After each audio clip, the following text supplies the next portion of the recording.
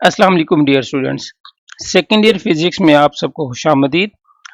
आज ही हमारा पहला लेक्चर होगा चैप्टर नंबर 13 जिसका चैप्टर का नाम है थर्मल फिजिक्स। टॉपिक 13.1 शुरू करने से पहले इस चैप्टर का जो इंट्रोडक्शन पैराग्राफ है उसमें चंद बातें लिखी गई हैं। कहते जी जो थर्मल फिजिक्स है वो साइंस की वो ब्रांच है जिसके अंदर हम heat, work, temperature, energy transformations, energy changes और हीट ट्रांसफर के बारे में पढ़ते हैं। और इसके साथ साथ इस चैप्टर के अंदर सिस्टम और सराउंडिंग का भी कॉन्सेप्ट बताया गया है। स्टूडेंट्स, जो सिस्टम है वो दो तरह के होते हैं। एक को हम मैक्रोस्कोपिक सिस्टम कहते हैं और दूसरे को हम माइक्रोस्कोपिक कहते हैं।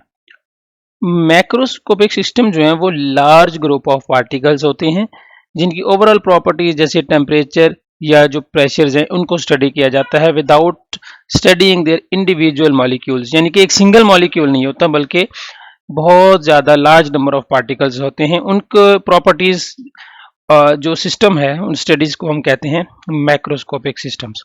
और माइक्रोस्कोपिक के अंदर हम एक सिंगल एटम या एक सिंगल मॉलिक्यूल्स के बारे में पढ़ते हैं, उसकी प्रॉपर्टीज लाइक एनर्जी, मोमेंटम वगैरह। तो इन दोनों में मेन डिफरेंस यही है, मैक्रो के अंदर लार्ज नंबर ऑफ पार्टिकल्स को हम स्टडी करते हैं जबकि माइक्रो के अंदर हम एक सिंगल पार्टिकल को स्टडी करते हैं। अब ये जो लार्ज नंबर ऑफ पार्टिकल है ये कितने हो सकते हैं? ये in the range of Avogadro's number होते हैं। और ये सिर्फ सॉलिड, लिक्विड या गैसेस के बारे में हम नहीं पढ़ते बल्कि हम जो एक्सट्रीम स्टेट्स होती हैं जिनको फोर्थ स्टेट ऑफ मैटर यानी कि न्यूट्रॉन, स्टार्स वगैरह, उनकी स्टडीज भी है जो है वो थर्मल फिजिक्स के अंदर ही आती है। इसके अलावा हम इस चैप्टर में काइनेटिक थ्योरी ऑफ गैसेस भी पढ़ेंगे जिनकी डेली एवरीडे टेक्नोलॉजी लाइफ के अंदर जो कार इंजन्स हैं, एयर कंडीशनर्स हैं, टर्बाइंस, पंप वगैरह, इन सब के अंदर यही टेक्नोलॉजी, यही काइनेटिक थ्योरी जो है ना वो इस्तेमाल होती है। तो ये एक थोड़ा सा चैप्टर का ओवरव्यू था। अब चलते हैं पहले टॉपिक की तरफ। 13.1 जो पहला टॉपिक है दैट इज ब्राउनियन मोशन, जिसको हम डिफाइन करते हैं द रैंडम, इरेगुलर या zigzag motion of the particle that are suspended in a fluid. Fluid के अंदर गैस या लिक्विड दोनों ऐड होते हैं। तो गैसेस या लिक्विड के अंदर अगर पार्टिकल जिग-जैग या रैंडमली मूव कर रहे हैं तब हम उनकी मोशन को ब्राउनियन मोशंस कहते हैं। अब ये इरेगुलर या जिग-जैग मोशन हो किस वजह से रही है? This is happening because of the collisions between the molecules. Molecules आपस में भी कोलाइड कर रहे हैं और जिस कंटेनर के अंदर हमने रखा हुआ है उस कंटेनर की जो वॉल्स हैं, दीवारों के साथ भी उनके कोलिजन्स हो रहे हैं। तो ड्यूरिंग कोलिजन्स वो मोमेंटम और एनर्जी को ट्रांसफर कर रहे हैं। सबसे पहले रॉबर्ट ब्राउन नामी एक बोटैनिस्ट था, उसने ये ब्राउनियन मोशन स्टडी की थी 1927 में, जब उसने माइक्रोस्कोप के नीचे उसने tiny particles of pollen plant को जो है वो स्टडी किया। लिक्विड के अंदर पोलन प्लांट के जो टाइनी पार्टिकल्स थे वो रैंडमली मूव कर रहे थे जब उसने माइक्रोस्कोप की मदद से देखा। अब ब्राउनियन मोशन की डिफरेंट कॉज या रीजंस हो सकती हैं, आपकी बुक में 3 डिस्कस की हुई हैं। सबसे पहला इफेक्ट जो है वो साइज एंड मैस का है। अब हमें ऑलरेडी पता है जो स्मॉलर या लाइटर पार्टिकल्स होते हैं वो ग्रेट स्पीड के साथ मूव करते हैं। क्यों? बिकॉज जो मोमेंटम ट्रांसफर होता है वो inversely proportional to the mass है।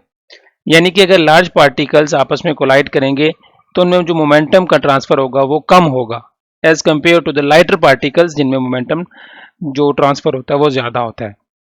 दूसरा इफेक्ट जो है वो है विस्कोसिटी का।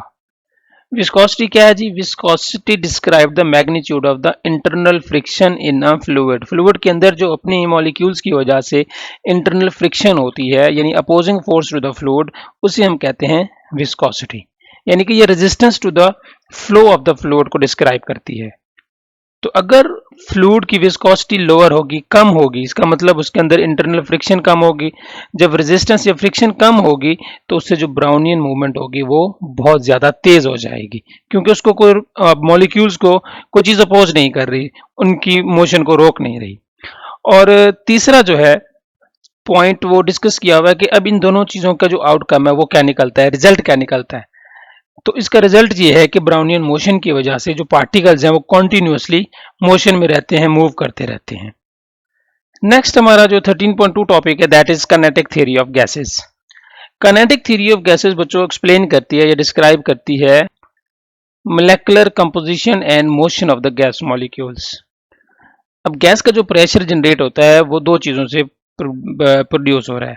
Because of the colliding with each other. Gas molecules आपस में भी कोलाइड कर रहे हैं इन द कंटेनर वॉल्स, और जिस कंटेनर के अंदर हमने उन गैस मॉलिक्यूल्स को रखा हुआ है तो ब्राउनियन मोशन या कॉन्टिन्यूस मोशन की वजह से वो उस कंटेनर की वॉल के ऊपर भी जाकर स्ट्राइक कर रहे हैं और उसकी वॉल के ऊपर भी प्रेशर अप्लाई कर रहे हैं। और जो याद रखिएगा, जो काइनेटिक थ्योरी है, मोलेकुलर थ्योरी, ये सिर्फ हम आइडियल गैसेस के ऊपर ही अप्लाई करते हैं, और इसको अप्लाई करने के लिए चंद बेसिक अजम्पशंस भी हम लेते हैं।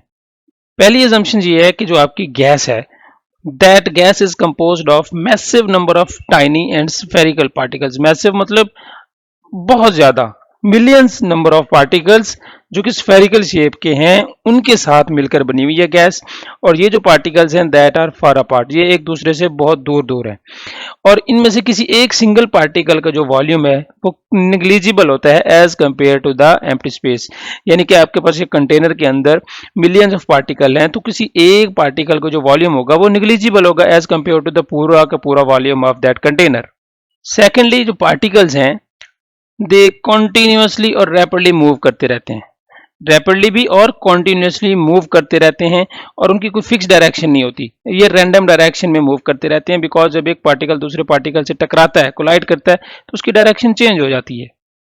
थर्ड अजम्पशन ये है कि जितने भी कोलिजन्स हैं वो सारे के सारे परफेक्टली इलास्टिक है। ये आप फर्स्ट ईयर में पढ़ के आए हैं कि इलास्टिक कोलिजन्स वो होता है जिसमें काइनेटिक एनर्जी और मोमेंटम जो है वो कंजर्व रहता है, एनर्जी का लॉस नहीं होता। Number fourth, intermolecular forces. जितने भी पार्टिकल्स ऑफ गैसेस हैं इनके दरमियान ना ही कोई अट्रैक्टिव फोर्स होती है और ना ही ये कोई रिपल्सिव फोर्स होती है ड्यूरिंग द कोलिजन। कोलिजन के दौरान कोई फोर्स ऑफ अट्रैक्शन या रिपल्शन नहीं होती, और इनकी जो कोलिजन की स्पीड है वो टेम्परेचर पे डिपेंड करती है। जो average kinetic energy of gas particle है वो डायरेक्टली डिपेंड कर रही है एब्सोल्यूट टेम्परेचर पे। टेम्परेचर आप बढ़ाएंगे तो गैस मॉलिक्यूल्स की काइनेटिक एनर्जी बढ़ेगी, जिससे उनकी जो मोशन की स्पीड है वो भी बढ़ जाएगी। तो ये 5 बेसिक्स अजम्पशंस हैं जो हम काइनेटिक मोलेकुलर थ्योरी को एक्सप्लेन करते वक्त इस्तेमाल करते हैं, और ये सिर्फ आइडियल गैसेस के लिए ही काम करती है। तो मेरे ख्याल में आज का इतना टॉपिक काफ़ी है। इंशाल्लाह नेक्स्ट वीडियो में हम नेक्स्ट टॉपिक के साथ मिलते हैं जी। Thank you.